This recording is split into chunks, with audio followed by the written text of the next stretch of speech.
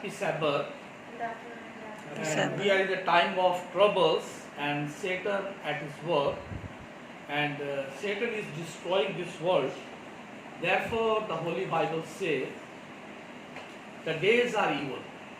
So we are experiencing, हम इस बात को अनुभव कर रहे हैं कि दिन जो है बहुत बुरे हैं, और इन बुरे दिनों के अंदर हम अपना जीवन जो है वो व्यतीत कर रहे हैं। और परमेश्वर के लोग जो है वो बिल्कुल खुदावंद की पंखों की आड़ में सुरक्षित हैं।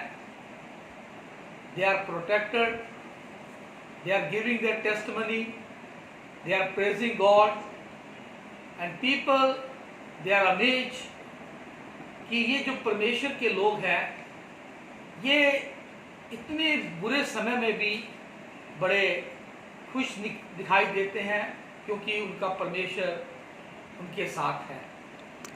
So today I am going to talk the days are evil.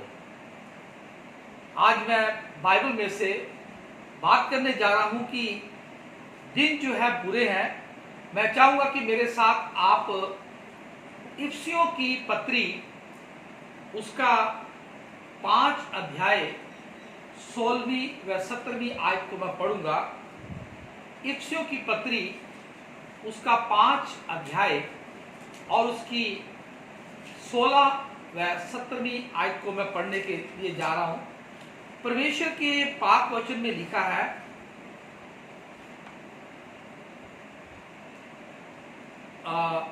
अवसर को बहुमूल्य समझो क्योंकि दिन बुरे हैं। इफिसियों की पत्री उसका 5 अध्याय 16वीं आयत में लिखा है, अवसर को बहुमूल्य समझो क्योंकि दिन क्या है, बुरे हैं। इस कारण निर्बुद्ध न हो, पर ध्यान से समझो कि प्रभु की इच्छा क्या है। यहां पर परमेश्वर का पाक वचन हमें बताता है कि परमेश्वर की क्या इच्छा है। अपने आप को आप निर्बुद्ध नहीं, लेकिन ध्यान से समझो। आज लोग शास्त्रों में से ढूंढ रहे हैं, लोग शांति चाहते हैं, मानसिक तौर पर लोग परेशान हैं और लोग इतने दुखी हैं क्योंकि पवित्र शास्त्र ने पहले से ही बता दिया कि जो बहुत बुरे दिन आने वाले हैं, जो कलेश का समय है वो आने वाला है, और उसके जो चिन्ह हैं वो परमेश्वर के पाक वचन में पहले ही हमें बता दिया गया है। लेकिन यहाँ पर हम देखते हैं कि आज का जो एटमॉस्फेयर है और जिसके अंदर हम रह रहे हैं, हम अपने आप को असुरक्षित महसूस करते हैं। हमारे जीवन में, दुनिया में शांति नहीं है। पूरी दुनिया बीमारी से भरी पड़ी है और हर इंसान दुखी व परेशान दिखाई देता है। अगर आप न्यूज़ में देखें तो लोग अपने दुखड़ों को लोगों को बता रहे हैं, क्योंकि इस प्रकार की हालत शायद कभी किसी ने नहीं देखी। जो आज हम कोविड-19 जो महामारी है, वो आज हम जो देख रहे हैं कि ऐसी हालत, ऐसी सिचुएशन कभी किसी ने नहीं देखी होगी। क्योंकि परमेश्वर का पाक वचन पवित्र शास्त्र में हमें 2 तीमुथियुस में बताता है कि अंत के दिनों में कठिन समय आएंगे। मैं चाहूंगा कि आप मेरे साथ 2 तीमुथियुस उसका 3 अध्याय और उसकी 1 से लेकर 5 आयत तक मैं पढ़ना चाहूंगा। परमेश्वर का पाक वचन हमें बताता है 3 अध्याय और उसका 1 से लेकर 5 तक, पर यह स्मरण रख कि अंत के दिनों में कठिन समय आएंगे। मैं आज द डेज आर इवल की बात कर रहा हूं कि दिन क्या बुरे हैं। आज हम देखते हैं कि खुदावंत के पाक वचन में ये लिखा गया है कि ये याद रख कि अंतिम दिनों में हम एक अंतिम दिनों के पड़ाव पर हैं, अंतिम दिनों में रह रहे हैं। अंतिम दिनों में कठिन समय आएंगे, क्योंकि मनुष्य स्वार्थी, लोभी, ढींगमार, अभिमानी, निंदक, माता पिता की आज्ञा टालने वाला, कृतज्ञ, अपवित्र, दया रहित, क्षमा रहित, दोष लगाने वाले, संयमी, कठोर, भले के बैरी, विश्वासघाती, ढीठ, घमंडी और परमेश्वर के नहीं वरन सुख विलास ही के चाहने वाले होंगे। वह भक्ति की भेष तो धरेंगे पर उनकी शक्ति को न मानेंगे। ऐसे से परे रहना, क्योंकि इनमें से वे लोग हैं जो घरों में दबे पांव घुस आते हैं और उन दुर्बल स्त्रियों को वश में कर लेते हैं, जो पापों में दबी और हर प्रकार की विलासा के वंश में है। हम इस अध्याय को देखते हैं कि अंतिम दिनों में बताया गया कि क्या होने वाला है। अंतिम दिनों के जो दिन हैं वो बहुत ही बुरे हैं, क्योंकि यहाँ पर मनुष्य क्या हो जाएगा? स्वार्थी हो जाएगा। आज हम देखते हैं लोग स्वार्थ हो गए हैं, लोग स्वार्थी हो गए हैं और लोग लालची हो गए हैं, घमंडी हो गए हैं और लोभी हो गए हैं, वो निंदक हो गए हैं, यानी एक दूसरे को क्रिटिसाइज करते हैं, एक दूसरे की चुगली करते हैं, माता पिता की कहना नहीं मानने वाले हैं और लोग अपवित्र हो गए हैं। परमेश्वर के पाक वचन में लिखा कि लोग अपवित्र, ये जो बातें हैं सारी बातें अपवित्रता की तरफ लेके जाती हैं। लोग क्षमा रहित हो गए हैं, किसी को माफ नहीं करते हैं, दया रहित हो गए हैं, वो उनके अंदर दया नहीं पाई जाती और दोष लगाने वाले हो गए हैं, वो एक दूसरे पर ब्लेम करते हैं। मैं आपको बताना चाहता हूं, आज हमारे जो भारत में, इंडिया में हम देखते हैं कि ये जो महामारी फैली हुई है, कोरोना वायरस जो फैला हुआ है, और हम देखते कि जाति जाति पर चढ़ाई कर रही है। एक जाति दूसरी जाति पे ब्लेम करती है कि इनकी वजह से ये बीमारी फैल रही है। बाइबल में लिखा है कि जाति मत्ती के इंजील में जाति जाति पर चढ़ाई करेगी, तो यहाँ पे दोष की बात करते हैं। एक जाति दूसरी जाति पे क्या है? दोष लगा रही है, क्योंकि पखंड बहुत बढ़ गया है। जो पखंडबाजी है वो लोगों में इतनी बढ़ गई है और एक दूसरे को क्या कर रहे हैं? वो ब्लेम कर रहे हैं। और परमेश्वर के पाक वचन में लिखा है कि परमेश्वर का पाक वचन ये भी हमें कहता है कि लोग दया रहित होंगे। अभी हम देखते हैं कि महाराष्ट्र के अंदर लोगों ने कैसे उन 2 साधुओं को मार दिया, यानी उनमें दया नहीं थी, यानी मानवता, किसी प्रकार की मानवता नहीं रह गई है। हम ये अंतिम दिनों के अंदर, बुरे दिनों के अंदर इस प्रकार के उदाहरण देख सकते हैं। परमेश्वर का पाक वचन हमें बहुत सारी चीजें बताता है कि अंत के दिन जो है वो बहुत बुरे होंगे। हम इस बात को और देखते हैं कि अगर आज कोई चैरिटी करता है तो लोग, एक ऑर्गेनाइजेशन या कुछ लोग जो है वो दूसरे लोगों पर ब्लेम करते हैं, क्योंकि लिखा कि अंत में लोग क्या करेंगे? दोष लगाएंगे। वो अगर क्रिश्चियनिटी, अगर वो चैरिटी करती है तो कुछ लोग कहते हैं कि ये इसलिए चैरिटी करते हैं क्योंकि ये कन्वर्जन करना चाहते हैं। लेकिन मेरे प्रिय भाइयों बहनों, ये ऐसा नहीं है। ऐसा होना जरूरी है, क्योंकि ऐसा जो लिखा हुआ है कि लोग एक दूसरे को दोष लगाएंगे, लेकिन परमेश्वर के जो लोग हैं वो पूरी मानव जाति से प्यार करते हैं, वो पूरी मानव जाति से प्यार करते हैं और मानव जाति को वो बचाना चाहते हैं। प्रभु यीशु मसीह इस दुनिया में इंसान को, मानव जाति को बचाने के लिए आया। उसने सबके साथ प्यार किया। हम यहाँ पर देखते हैं कि लोग एक दूसरे से बैर रखेंगे। आज लोग क्या कर रहे हैं, ऊपर से दिखाई देते हैं बड़े वो अच्छे हैं, लेकिन वो एक दूसरे से बैर रख रहे हैं। जाति जाति एक दूसरे से बैर रख रही है। परमेश्वर का पाक वचन कहता है कि एक दूसरे से जो बैर रखते हैं, इसका क्या कारण है, क्या वजह क्या है? शैतान इस संसार का हाकिम है। शैतान जो है इस संसार का मालिक है, लेकिन शैतान का समय बहुत थोड़ा रह गया है। इसलिए वो इतनी रफ्तार पर है कि वो अपने बुरे काम जो है वो करता जा रहा है, और दिन प्रतिदिन रोज क्या है, रोज बुरे दिन आते जा रहे हैं। और इससे क्या मालूम चलता है कि हम अंतिम दिनों में रह रहे हैं। आइए मैं चाहूंगा आप मेरे साथ प्रकाशित वाक्य उसका 12 अध्याय और 12वीं आयत को हम देखेंगे। प्रकाशित वाक्य उसका 12 अध्याय और उसकी 12वीं आयत पे लिखा है, इस कारण हे स्वर्ग और उनमें रहने वालों मगन हो, हे पृथ्वी और समुद्र तुम पर हाय, क्योंकि शैतान बड़े क्रोध के साथ तुम्हारे पास उतर आया है।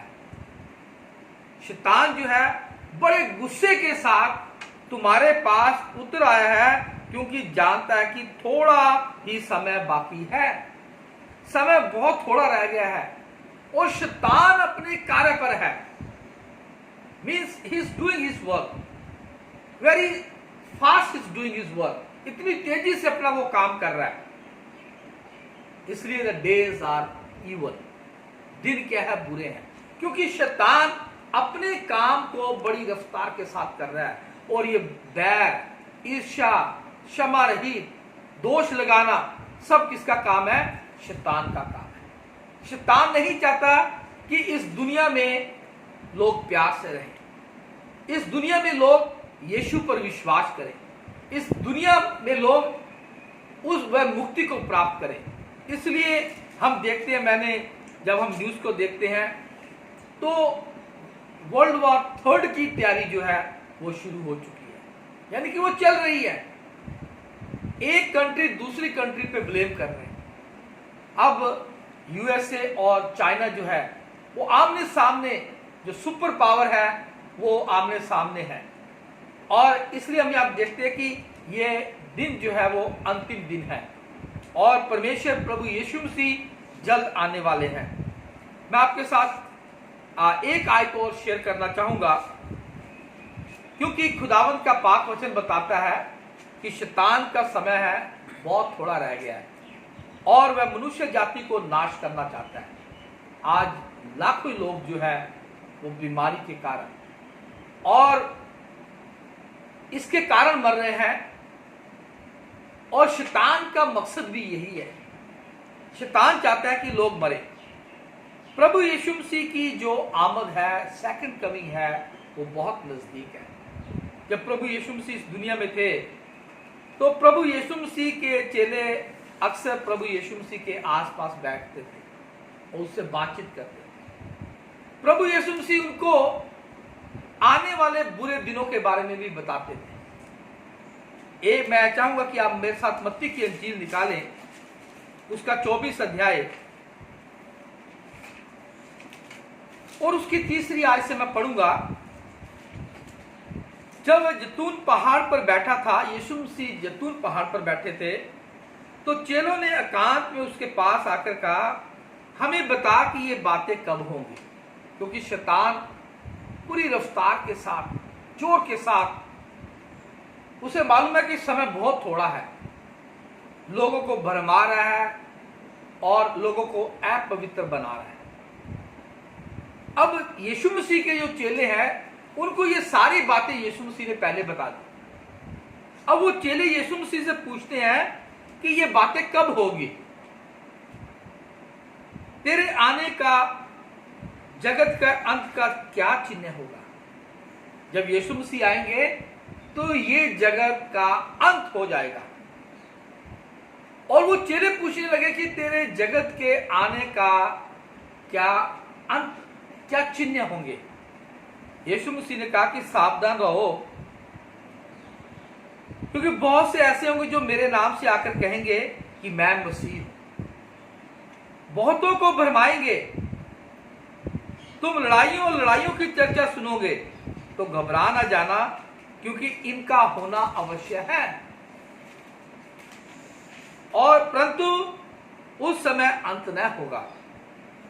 क्योंकि जाति जाति पर, राज्य राज्य पर चढ़ाई करेगा। जैसे अभी मैंने बताया, एक जाति दूसरी जाति पर ब्लेम करती है, और जगह जगह अकाल पड़ेंगे, भूकंप होंगे, ये पीड़ा का प्रारंभ होगा, और लोग तुम्हें मार डालेंगे। मेरे नाम के कारण सारी जातियों के लोग तुमसे बैर रखेंगे। कभी कभार हम सोचते हैं हम तो समाज में कभी किसी से लड़ाई झगड़ा नहीं करते, किसी को तंग नहीं करते, पर जब उन्हें मालूम चलता है कि ये यीशु मसीह के मानने वाले लोग हैं, वो हमसे बैर रखते हैं, वो हमारी कम्युनिटी के साथ बैर रखते हैं, क्योंकि यीशु मसीह के मानने वाले लोग वो कभी भी समाज के अंदर ऐसा गलत काम नहीं करते, बिल्कुल समाज के साथ रहते हैं, अच्छे काम करते हैं।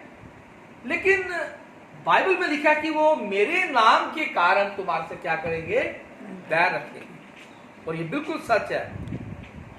तब बहुत से ठोकर खाएंगे और एक दूसरे को पकड़वाएंगे और एक दूसरे से क्या करेंगे, बैर रखेंगे। अधर्म के बढ़ने से बहुत का प्रेम ठंडा पड़ जाएगा।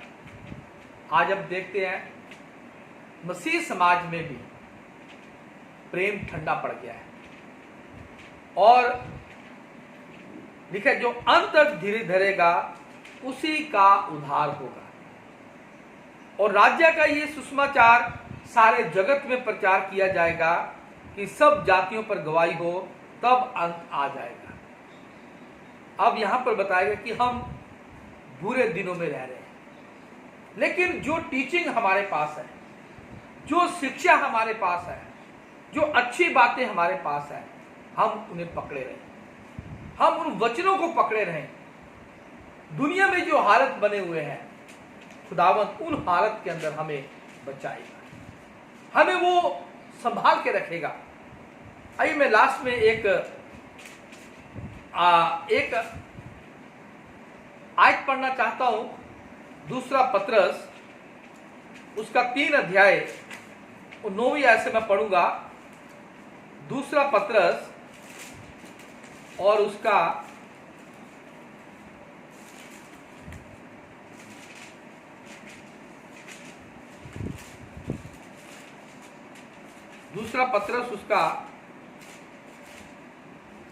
3 अध्याय और उसकी 9वीं आयत से मैं पढ़ूंगा। यहां पर परमेश्वर के पाक वचन में लिखा है,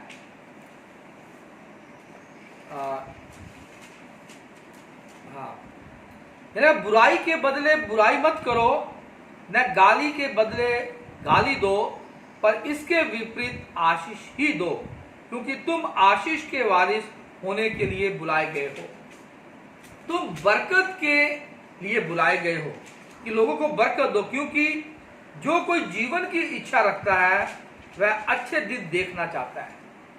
हम बुरे दिनों में रह रहे हैं, और लोग ये सारी अधर्म की चीजें पाई जाती हैं, लेकिन खुदा के पाक वचन में लिखा कि अगर आप अच्छे दिन देखना चाहते हैं तो आप क्या करें, गाली के बदले गाली मत दो, बुराई मत करो, और लोगों को क्या करो, ब्लेस करो, लोगों को आशीष दो। जो कोई जीवन की इच्छा रखता है वह अच्छे दिन देखना चाहता है, वह अपनी जीभ को बुराई से और अपने होठों को छल की बातों से करने से रोके रहे। वह बुराई के साथ छोड़े, भलाई ही करे, वह मेल मिलाप को ढूंढे और उसे यत्न में रहे। हम एक दूसरे के साथ क्या करें, मेल मिलाप रखें। हम लिखा कि हम एक दूसरे क्या करें, हम एक दूसरे को प्यार करें, एक दूसरे के साथ मेल मिलाप रखें, क्योंकि प्रभु की आंखें धर्मियों के ऊपर क्या है, लगी रहती है। खुदावंत की जो आंखें हैं वो हम सबके ऊपर, जो लोग धर्मी है उनके ऊपर क्या है, वो लगी रहती है।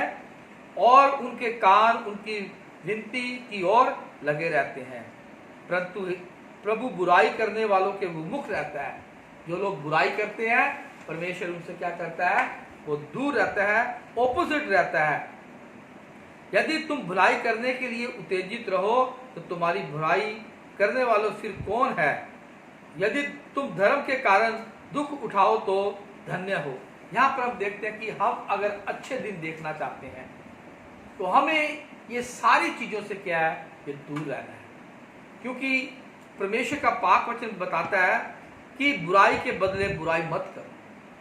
चाहे दिन बुरे हैं, लोग एक दूसरे की बुराई करते हैं, दोष लगाते हैं, एक दूसरे को ब्लेम करते हैं, लेकिन हम देखते हैं कि परमेश्वर का पाक वचन कहता है अगर तुम अच्छे दिन देखना चाहते हो तो ऐसा मत करो, क्योंकि परमेश्वर की जो निगाह है वो धर्मियों के ऊपर बनी रहती है।